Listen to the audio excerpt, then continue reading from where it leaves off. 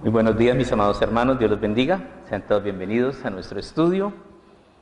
A través del libro del profeta Isaías llegamos al capítulo 8, un capítulo triste, con un sabor agridulce, que nos habla acerca de la importancia del temor y el miedo a Dios. Existe un Dios que creó este mundo y en su palabra nos dijo: cielo y tierra pasarán, pero mis palabras no pasarán. Este mundo fue creado maravillosamente por la obra de Dios y fue creado y fue destinado para ser destruido. Desafortunadamente, el hombre no ha llegado a entender y muchas veces nunca llega a entender el propósito de la vida. Vivimos, pero desde que nacemos llevamos la lápida en las costillas. Desde el momento del parto es una lucha contra la muerte, y tarde o temprano nos ganará la partida. ¿Por qué? Moriremos. Si la vida no es más que un camino hacia la muerte, ¿cuál es el propósito? El propósito es conocer a Dios y decidir en dónde pasaremos nuestra eternidad. Pero desafortunadamente,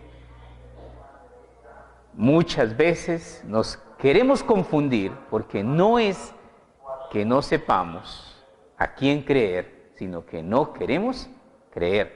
La Biblia. Estamos estudiando el profeta Isaías, escrito 700 años antes de Cristo, súmele 700, 2020, un libro antiquísimo, pero un libro totalmente actual. ¿Por qué? Porque la historia suele repetirse. Entonces tenemos ahora aquí en el capítulo 8, en ese tiempo había muy poco temor de Dios. ¿Y hoy día? También. Vamos a estudiar y vamos a orar para empezar. Maravilloso Padre, te damos gracias por la oportunidad que tenemos, Señor, de acercarnos al trono de tu gracia, a escudriñar en los tesoros maravillosos de tu palabra, lo que tú has escrito para que estudiemos, para que entendamos, para que seamos sabios, para que podamos ser libertados del castigo, Señor. Sabemos, Padre Celestial, que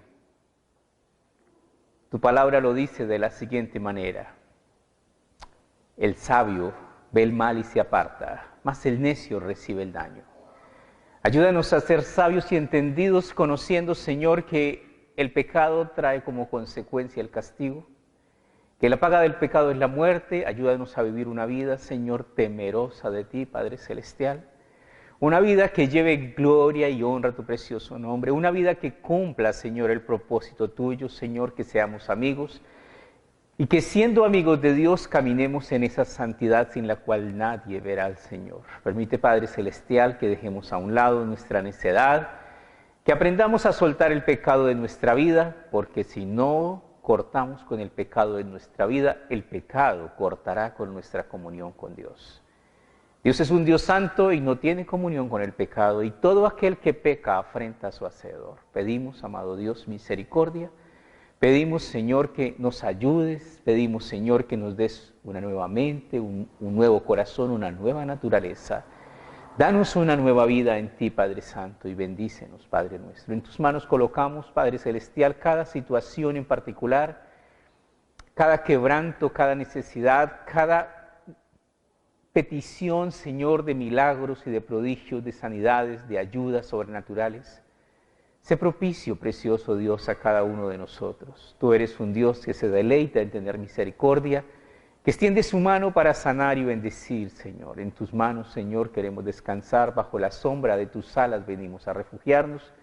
Socórrenos y ayúdanos, Señor. Trae, Señor, tu preciosa bendición sobre cada uno de nosotros, pero también trae, Señor, tu conocimiento, tu revelación, Señor, tu preciosa palabra, para que entendamos qué es lo que tú demandas de la vida de cada uno de tus siervos. En tus manos encomendamos a nuestra amada Colombia y oramos, Señor, por la situación mundial, porque solo hay vientos de guerra. Todas las potencias se rearman y se muestran los dientes para destruirse, Señor. Tú eres el príncipe de paz. Trae, Señor, tu preciosa paz a este mundo, Señor, que solo piensa en matarse, Señor. En tus manos encomendamos nuestra vida, Dios amado, en el nombre de Cristo Jesús. Gracias en todo y por todo. Amén. Sean todos bienvenidos, mis amados hermanos. Podemos sentarnos. Abramos nuestras Biblias en el libro del profeta Isaías, en el capítulo 8. Y es un capítulo muy particular, muy curioso, porque Dios obra de maneras muy diferentes a nosotros debido a sus atributos sobrenaturales. Dios llama a las cosas que no son como si fuesen, porque Él tiene un conocimiento previo de todas las cosas. Capítulo 8, versículo 1, me dijo Jehová, toma una tabla grande y escribe en ella con caracteres legibles tocante a Maher Salal Asbaz. Lo que esto está hablando aquí es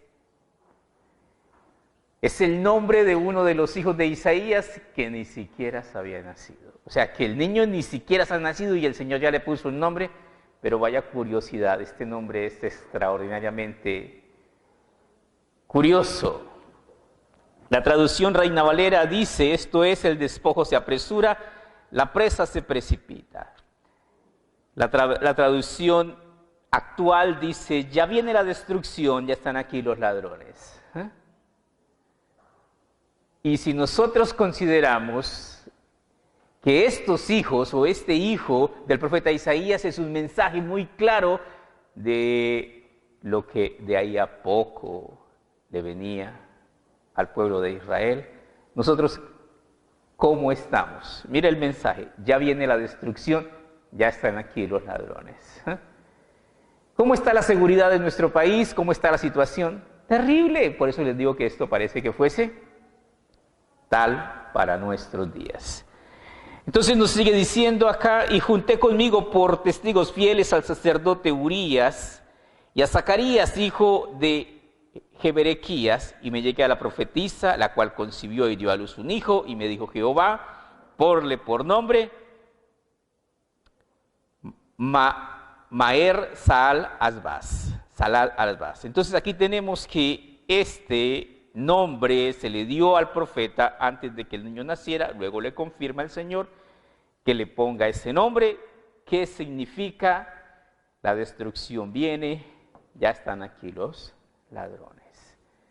Ya sabemos nosotros por el capítulo anterior a qué se refería. ¿Qué pasó? Pues el reino de Israel, el reino de Efraín, se alió con Siria y se vinieron a tomar a Jerusalén, y el rey Acaz, en esos cabezazos que suelen cometer algunos reyes, dijo, pues si ese se alió con Siria, ahora yo consigo el ejército que se está levantando más poderoso, y son los asirios.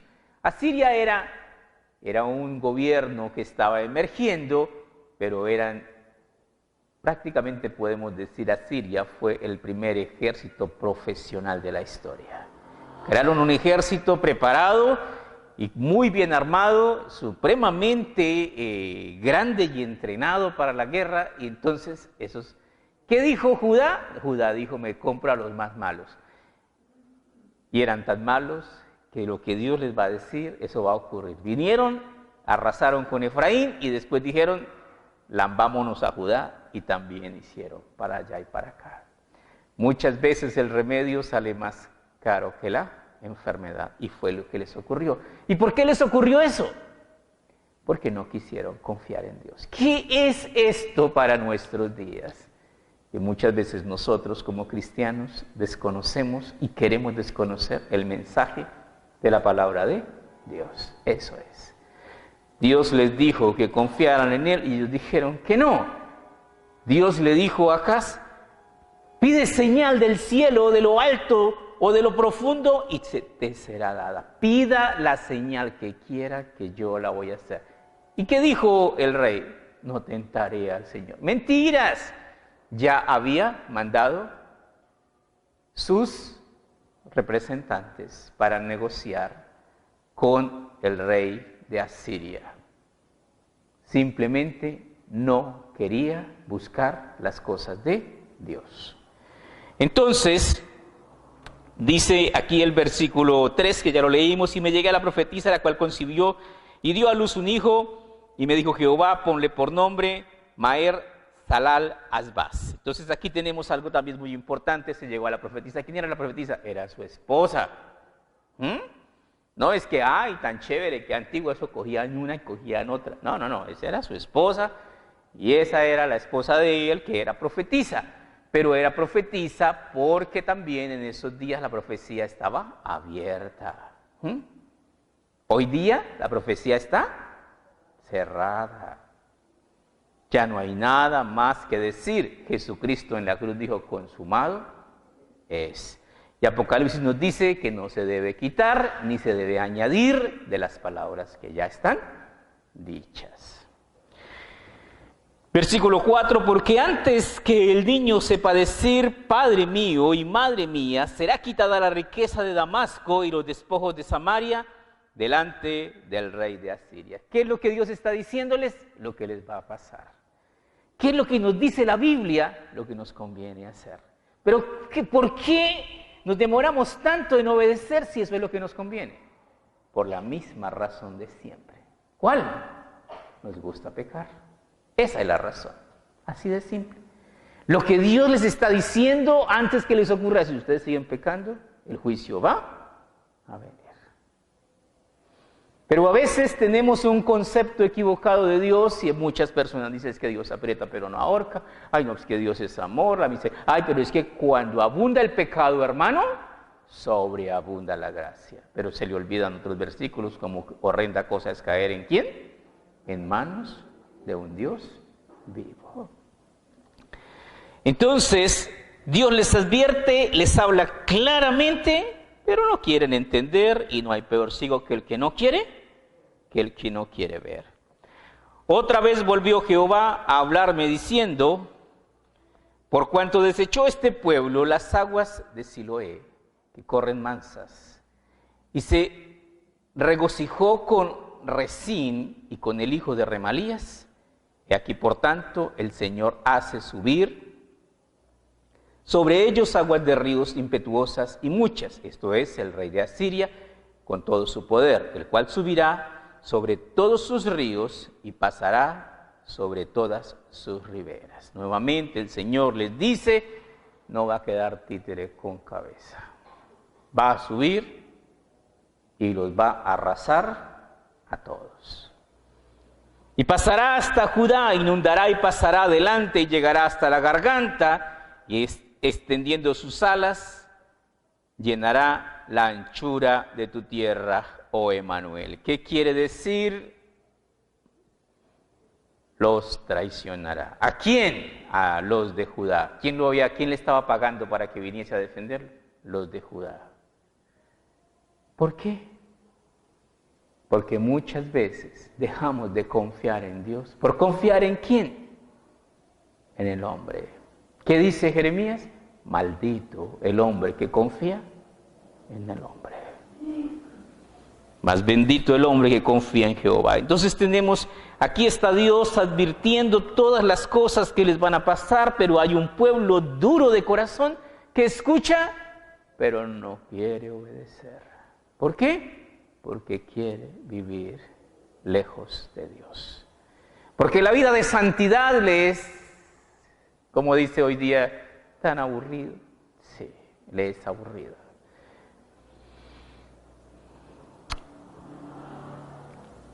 Entonces tenemos la tierra de Emanuel, es la tierra de Judá. Dios quiere que nosotros aprendamos a confiar en Él. Evangelio según San Mateo capítulo 15, versículos 8 y 9. En el Nuevo Testamento, en Mateo 15, Dios se queja. Dios levanta una queja, Mateo 15. Y esa queja, 8 y 9, dice: este pueblo de labios me honra, mas su corazón está lejos de mí. Esa es la queja de Dios. ¿Amas a Dios con todo tu corazón, con toda tu mente, con todas tus fuerzas? ¿Temes a Dios? Porque horrenda cosa es caer en manos de un Dios de un Dios vivo. Este pueblo de labios me honra, mas su corazón está lejos de mí, pues en vano me honran enseñando como doctrinas mandamientos de hombres. Y muchas veces son los mandamientos del pastor y otras veces son los mandamientos que cada uno decidió poner sobre su vida. ¿Quién es el Dios de tu vida? ¿Es Dios? ¿Es otro Dios? ¿O eres tú? Si quieres hacer, no, es que yo hago las cosas a mi manera, porque es mi plata, porque es mi trabajo, porque es mi esfuerzo. ¿Quién es el Dios de tu vida? Tú. Y ninguno que tenga un Dios ajeno permanecerá bien delante de Dios. Entonces aquí dice, pues en vano me honran enseñando como doctrinas mandamientos de hombre. ¿Por qué? Porque Dios es un Dios de orden. Y los mandamientos de Dios están perfectamente claros, explicados en contenidos. ¿En dónde? En la Biblia. Y Dios no va a cambiar. ¿Por qué tanta gente se opone a este libro? Porque dice cosas que no queremos escuchar. ¿Cuáles? Santidad, pureza, orden, lealtad, fidelidad. Que si nosotros hiciésemos un juicio, entenderíamos que todo lo que la Biblia dice es bueno. Y hace de cada uno de nosotros mejores personas. Pero desafortunadamente no siempre escogemos lo bueno.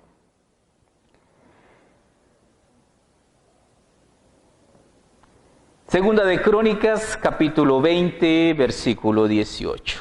En Segunda de Crónicas, capítulo 20, versículo 18. En Segunda de Crónicas, capítulo 20, encontramos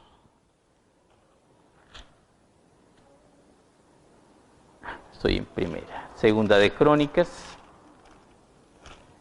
20, 18.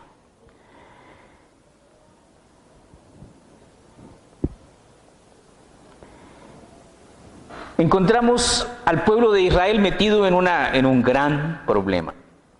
No es nuevo para los judíos estar metidos entre la espada y la pared. Una coalición de ejércitos venía contra Israel, los superaban a más de 100 por 1. Entonces, en una confrontación bélica de 100 a 1, pues usted ya perdió. Sí. Sin embargo, vamos a ver aquí lo que dice Segunda de Crónicas 20, versículo 18. ¿Qué hicieron? ¿Cómo se salen de los peores problemas en la vida? Entonces Josafat, que era el rey, se inclinó rostro a tierra, asimismo todo Judá, y los moradores de Jerusalén se postraron delante de Jehová, y adoraron a Jehová. Uy.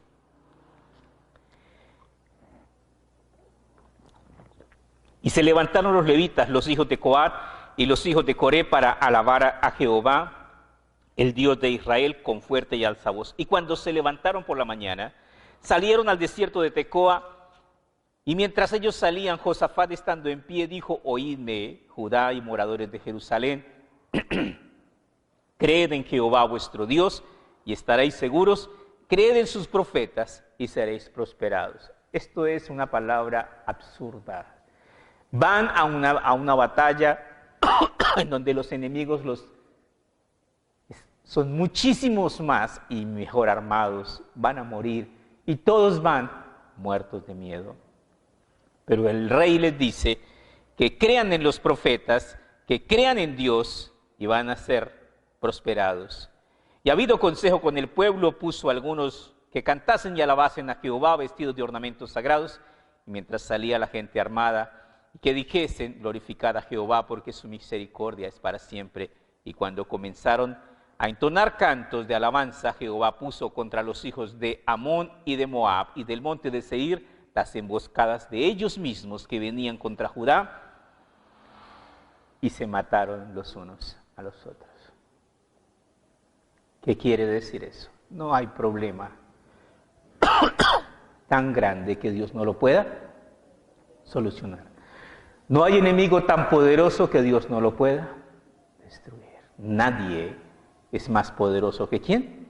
Que Dios. ¿Qué debemos hacer? Confía en Dios, porque en Él está la fortaleza de los siglos. Entonces tenemos esta parte, dice, porque los hijos de Amón y de Moab se levantaron contra los del monte de Seir para matarlos y destruirlos. Y cuando hubieron acabado con los del monte de Seir, cada cual ayudó a la destrucción de su compañero. Y luego que vino Judá a la torre del desierto, miraron hacia la multitud y aquí yacían ellos en tierra muertos, pues ninguno había escapado. Qué curioso.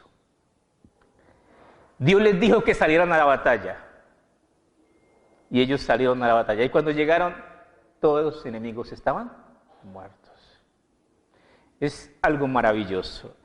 Y ese es el poderoso Dios que está con nosotros y que nos ayuda. Ahora vamos al libro de Isaías. Isaías 54, versículo 14. Y también tenemos allí otra promesa maravillosa. Isaías 54, 14. Y esta es otra promesa maravillosa tocante al pueblo de Israel y la protección sobrenatural de Dios sobre su pueblo. Isaías 54, versículo 14. Con justicia serás adornada. Estarás lejos de opresión, porque no temerás, y de temor, porque no se acercará a ti. ¿Cómo vive hoy día el pueblo judío? Que ya lo atacan por acá, que ya lo atacan por allí, que cohetes vienen, que cohetes van, lleno de temor.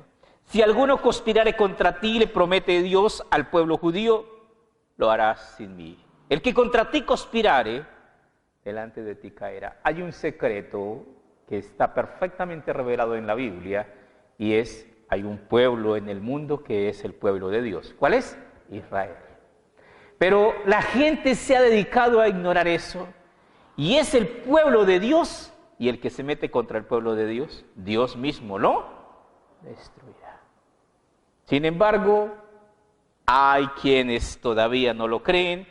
Muchas de las grandes potencias de la antigüedad estuvieron en contra del pueblo de Israel y recibieron los juicios enviados por Dios. Entonces dice, si alguno conspirare contra ti lo hará sin mí, el que contra ti conspirare delante de ti caerá. He aquí, yo hice al herrero que sopla las ascuas en el fuego, el que saca la herramienta para su obra. Yo he creado al destructor para destruir. Y esto es algo maravilloso. Ninguna arma forjada contra ti prosperará y condenarás toda lengua que se levante contra ti en juicio. Esta es la herencia de los siervos de Jehová y su salvación de mí vendrá, dijo Jehová. ¿Y estas promesas de Isaías son para nosotros? Toda la escritura es para nosotros, pero también son para el pueblo judío. El pueblo judío sigue como testimonio de Dios a través de los tiempos, porque qué maravilloso es abrir este libro y estudiar acerca del pueblo de Israel y decir nosotros, ese pueblo todavía existe. Todavía la bandera del pueblo judío ondea allí y ellos algún día recibirán la gracia de Dios y recibirán en su corazón al Mesías y serán salvos. Volvemos a nuestro estudio en Isaías. Isaías capítulo 8.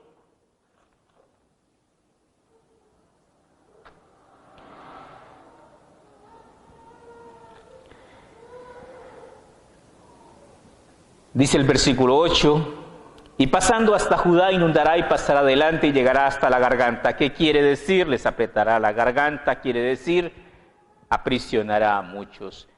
Y extendiendo sus alas, llenará la anchura de la tierra, oh Emmanuel. El versículo 9 en adelante nos habla acerca de los otros pueblos. Reuníos pueblos y seréis quebrantados. Oíd todos los que sois de lejanas tierras. Ceñíos y seréis quebrantados, disponeos y seréis quebrantados. Tomad consejo y será anulado. Proferid palabra y no será firme, porque Dios está con nosotros. ¿Qué quiere decir estos versículos 9 y 10? Un día, naciones, ejércitos se unirán, conocido como Gog y Magog. En el valle de Jezreel se reunirá un ejército casi imposible de contar. Se oye el número dice 200 millones de soldados. ¿Usted se imagina qué es eso? Y eso es parte de ese ejército.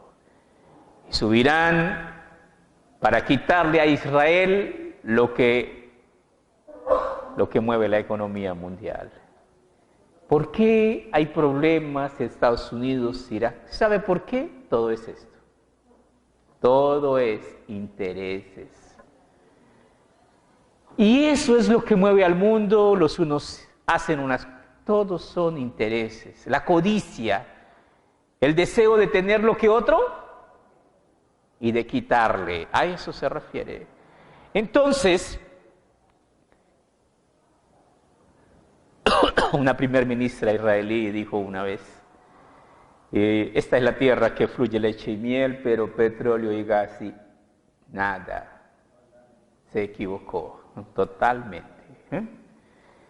Israel está descubriendo yacimientos impresionantes de gas y de petróleo y no ha encontrado los grandes. Los yacimientos grandes de Israel están en el valle de Jezreel, en el valle de Armagedón, pero no lo ha querido ver. ¿Por qué no lo sabe? Porque no lee esto. Un día los descubrirá y para su sorpresa será la envidia de todo el mundo. Israel está empezando hasta ahora a sacar petróleo y a usar sus reservas que no sabía que tenía, cuando el mundo está empezando a ver que el petróleo se está acabando. ¿Qué va a pasar en un mañana cercano? Que Israel será la manzana codiciada ¿de quién? De todos. El imperio del gas con Rusia está echándole ojo porque está encontrando yacimientos impresionantes de gas, tanto que se está estudiando en este momento que Israel le va a vender gas a Egipto, porque tiene mucho gas ahorita, y después tendrá más y más petróleo. Y esa codicia hará que Rusia, China y los árabes, en unos ejércitos impresionantes, suban a territorio israelí para decir, nos los tragamos vivos y les quitamos, ¿qué? Todo. Eso va a pasar. Lo que ellos no saben, porque desconocen este maravilloso libro, es que hay un judío que es más poderoso que Superman. ¿Cómo se llama? Jesucristo. Y cuando ellos suban, y todo está en una cronología perfecta, el día que ellos decidan subir a atacar, a invadir, a exterminar al pueblo de Israel, ese día se cumplen los 7 años de la gran tribulación, termina la gran tribulación, y exactamente cuando ellos están allí en el valle de Jezreel, Jesucristo pone su pie en el monte de los Olivos, hay un gran terremoto, y ellos están convencidos, como estaban todos sus ejércitos, de que van a ganar. Y se van a ganar ese campo del valle de Jezreel para sepultura. Allí los matará ¿quién? Jesucristo. Allí dice la Biblia que allí se pisará el lagar. Y allí Dios preparará una tumba, ¿para quién? Para Gog y Magog. A esto se refiere, dice nuevamente, reunidos pueblos y seréis quebrantados. Oíd todos los que sois de lejanas tierras, ceñíos y seréis quebrantados. Disponeos y seréis quebrantados. ¿Qué está diciendo? Por más armamento de última tecnología, por más ciencia que traigan, van a morir. ¿Qué va a pasar? Eso, van a morir. Hay gente que le busca el mal al cuerpo. Tomad consejo y será nulo.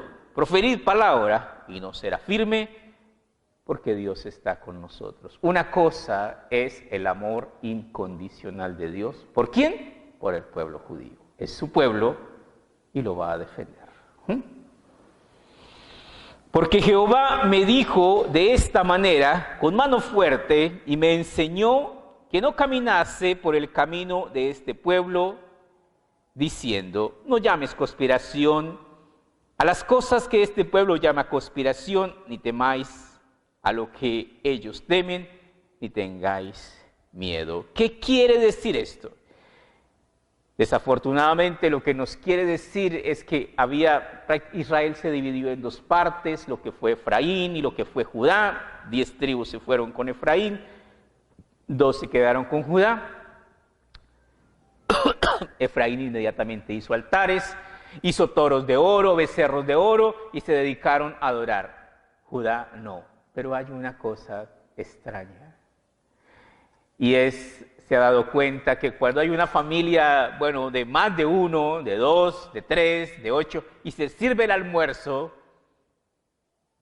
siempre el que se sienta, ¿qué echa a mirar? ¿Qué mira? ¿El plato de quién? No mira su plato, mira el de quién.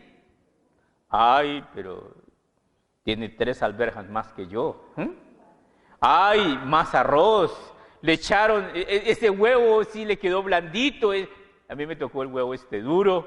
A mí, y desafortunadamente, el pueblo de Judá seguía a Dios, pero anhelaba vivir la vida que vivían los de Efraín. ¿Cómo?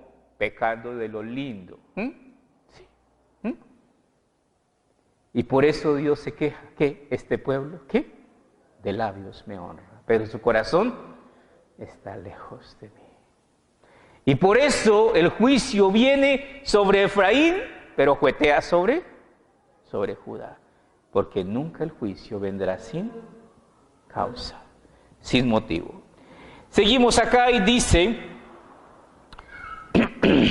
versículo 13, a Jehová de los ejércitos, a Él santificad, sea Él vuestro temor y sea Él vuestro miedo. Este versículo 13 es el ojo del huracán de este estudio y se refiere, tenemos que aprender a temerle ¿a quién? A Dios. Nuestro Dios es amor, pero Dios es fuego consumidor.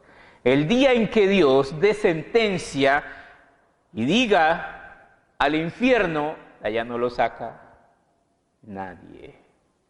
Pasarán siglos, siglos, siglos por la eternidad. ¿Estará dónde?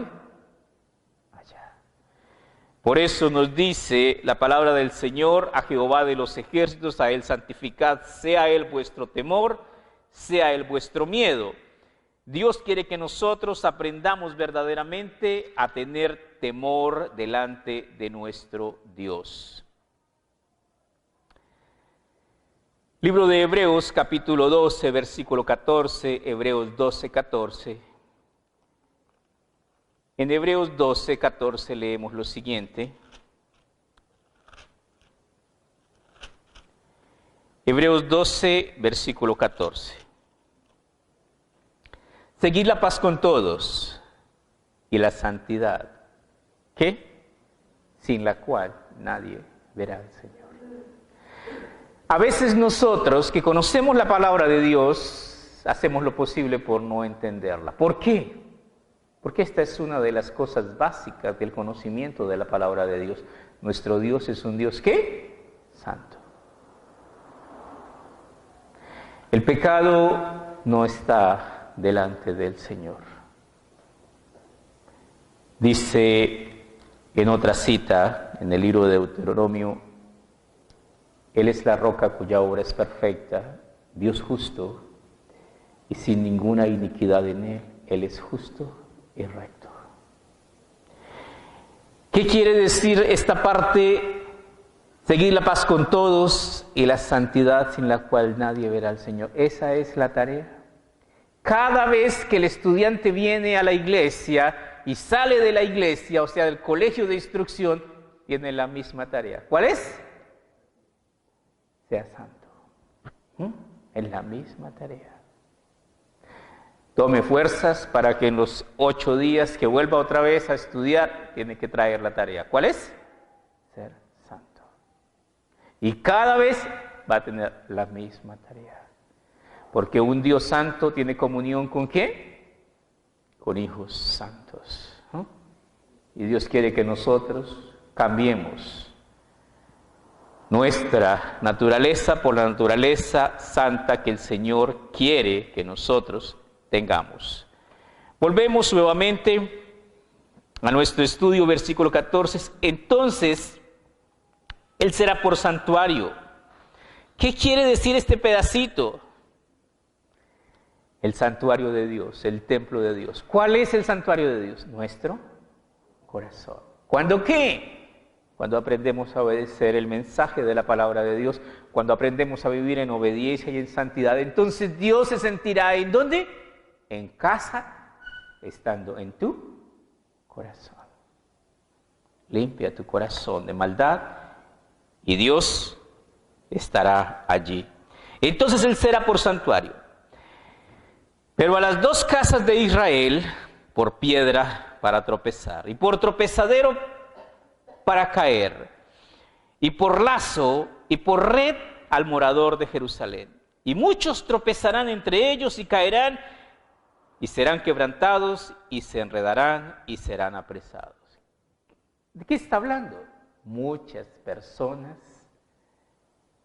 quedarán presa ¿de qué?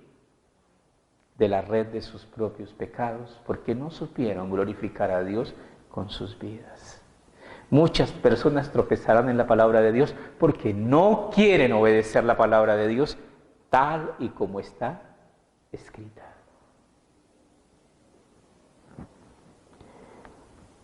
Sigamos leyendo. Ata el testimonio, sella la ley entre mis discípulos. ¿Qué quiere decir esto? Todo. ¿Sabías que el testimonio de un cristiano es la mejor forma de predicar? ¿Sabías que el testimonio de un cristiano sube ante la presencia de Dios como un olor grato? ¿Sabías que nuestra vida está siendo observada delante de nuestro Dios? Ata el testimonio, sella la ley entre mis discípulos, el sello. Cuando antiguamente y todavía cuando se importan mercancías, ahí viene la factura, ¿no? Antiguamente se derramaba cera sobre la mercancía y se imprimía un sello con un anillo. Que esto quería decir, me pertenece, le pertenece a fulano de tal. Sella la ley. La ley está puesta para que sea obedecida. Cielo y tierra pasarán, pero mis palabras... Y todavía hay muchos cristianos que dicen que la ley ya no. Hay algunas cosas de la ley que ya no. El lavamiento de los pies, la circuncisión, muchas cosas que ya no marcan para nosotros. Pero la gran mayoría de ella, ¿qué? Sí. ¿Por qué? Porque la ley es santa, justa y buena. Dice, ata la ley, ata el testimonio, sella la ley entre mis discípulos, verso 17. Espere pues a Jehová, el cual escondió su rostro de la casa de Jacob, en él confiaré. Tenemos que aprender muchas cosas acerca de nuestro Dios y todas ellas están escritas en este libro llamado la Biblia. Salmo 19, capítulo 7, Salmo 19, 7 al 14. Vamos al Salmo 19, versículo 7 al versículo 14.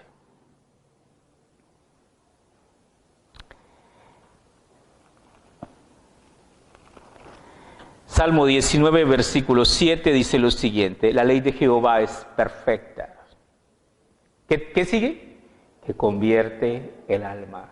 El estudiar la palabra de Dios, el obedecer la palabra de Dios, cambiará, no mejorará tu naturaleza, cambiará tu naturaleza y te injertará y te dará una nueva naturaleza. La ley de Jehová es perfecta, que convierte el alma. El testimonio de Jehová es fiel, que hace sabio al sencillo. Los mandamientos de Jehová son rectos, que alegran el corazón. El precepto de Jehová es puro, que alumbra los ojos. El temor de Jehová es limpio, que permanece para siempre. Los juicios de Jehová son verdad, todos justos. Entonces tenemos aquí, la ley de Jehová es perfecta. Deseables son más que el oro y más que mucho oro afinado, y dulces más que miel, y que la que destila del panal. ¿Qué quiere decir eso? Que tenemos que aprender a que nos guste escuchar y que nos fascine entender para obedecer la palabra de Dios. Y debemos comprender una cosa, no es que el pastor nos está lavando el cerebro, es que Dios quiere que seamos santos. Sí nos está lavando el pecado. Tu siervo además es amonestado con ellos, en guardarlos hay grande galardón. ¿Quién podrá entender sus propios errores? Líbrame de los que me son ocultos. Preserva a tu siervo de las soberbias, que no se enseñoreen de mí. Entonces seré íntegro y estaré limpio de gran rebelión. Y termina, sean gratos los dichos de mi boca y la meditación de mi corazón delante de ti, oh Jehová, roca mía y redentor mío. Señor, que lo que diga y lo que piense te agrade, porque lo que digo y lo que pienso están delante de Dios.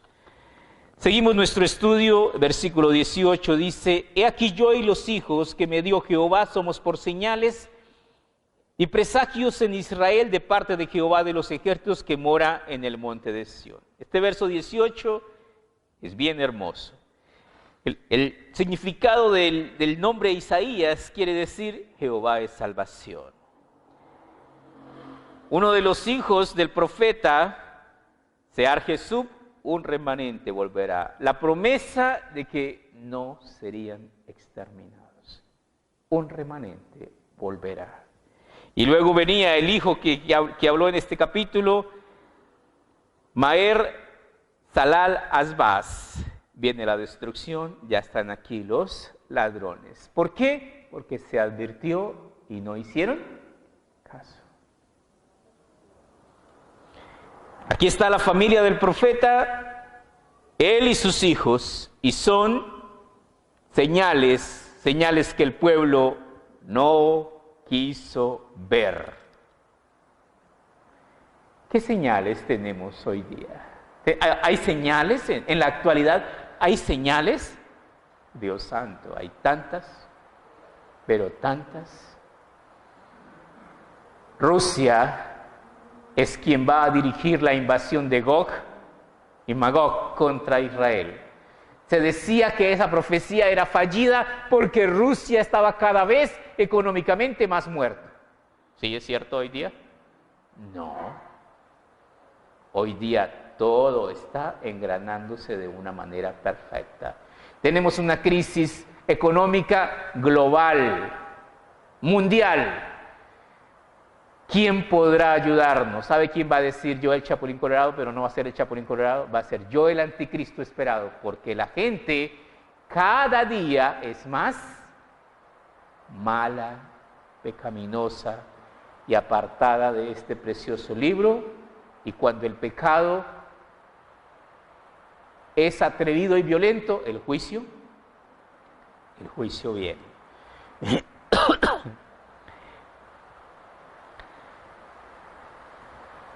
Por todas partes se oyen rumores de guerras. Ya estamos, hay muchas personas inclusive que colocan por internet, inició la Tercera Guerra Mundial. Y la gente a veces, no, todavía no. Pues la verdad es que estamos a esto, a nada. El mundo entero, lo único que sueña es con matarse los unos a los otros.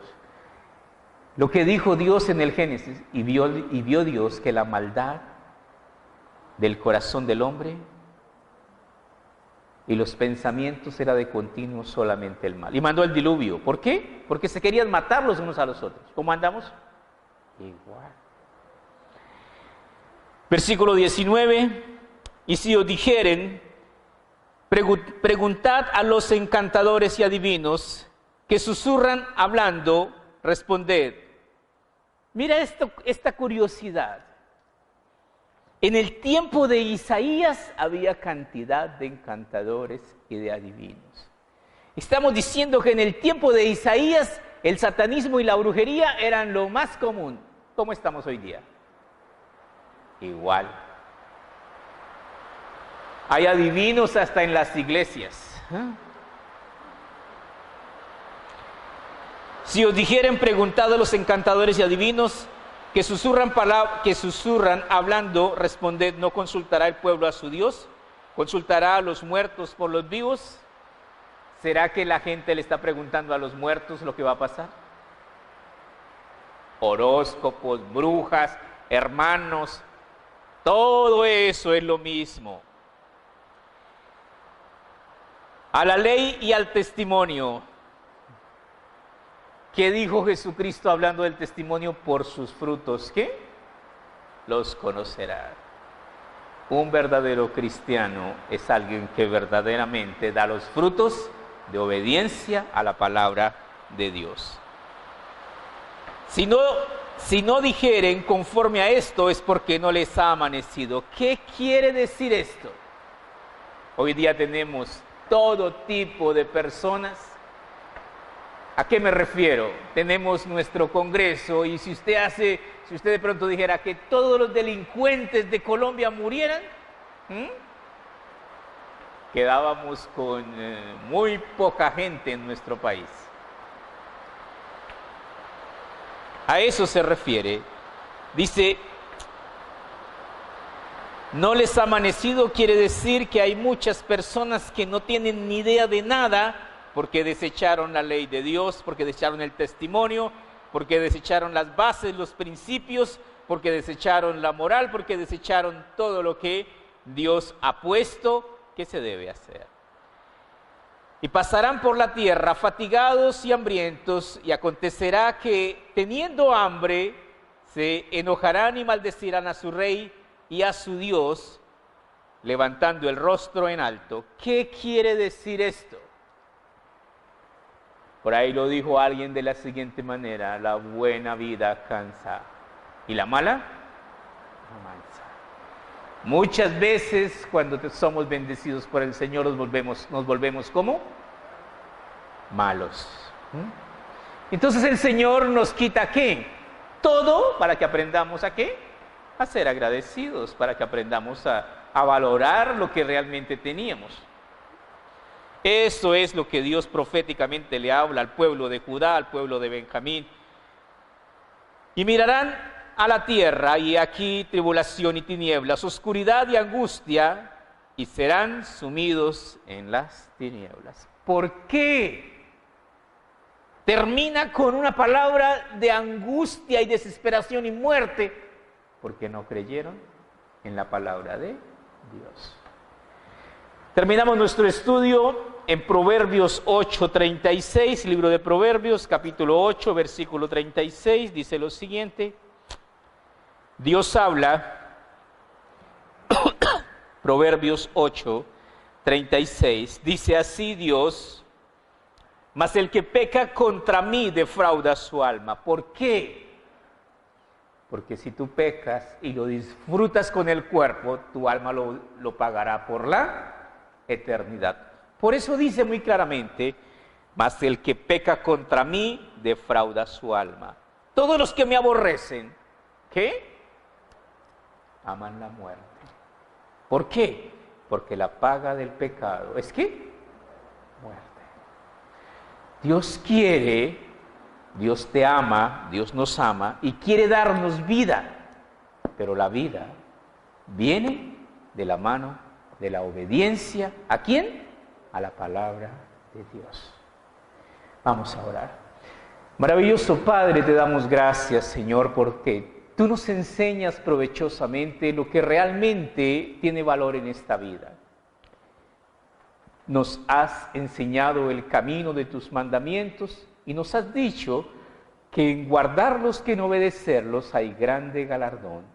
Te pedimos, precioso Señor, que derrames de tu divina gracia sobre cada uno de nosotros, que nos des el amor por tu palabra, que nos des, Señor, el deseo verdadero y sincero de obedecer felices, alegres, sabiendo que no hay mejor forma de vivir que con una limpia conciencia. Sabiendo que cada día que vivimos es un día menos para vivir, sabiendo que un día, Señor, compareceremos ante ti para rendirte cuentas. Permite, Padre Celestial, que el día que decidas recogernos, que el día que decidas, Señor, llevarnos a tu presencia, seamos recibidos, Señor, en la casa de nuestro Padre. Bendícenos, amado Dios. En tus manos encomendamos nuestra vida. Llénanos, Señor, de fe y del conocimiento tuyo, Padre Celestial. Llénanos de obediencia, llénanos de amor y de gracia. Sabemos que eres un Dios que se deleita en bendecir. Y bendícenos, precioso Señor. Danos, Señor, entendimiento, revelación. Danos, Señor, cada día un corazón contrito y humillado y agradecido para glorificarte, para adorarte, para servirte, para obedecerte, Señor. Gracias en todo y por todo, preciosísimo Señor. En tus manos colocamos nuestra vida y oramos, Señor, por el pueblo de Israel, por la paz de Jerusalén. Bendice a tu pueblo, Padre amado. Gracias por todo, en el nombre de Cristo Jesús, nuestro amado Salvador. Amén.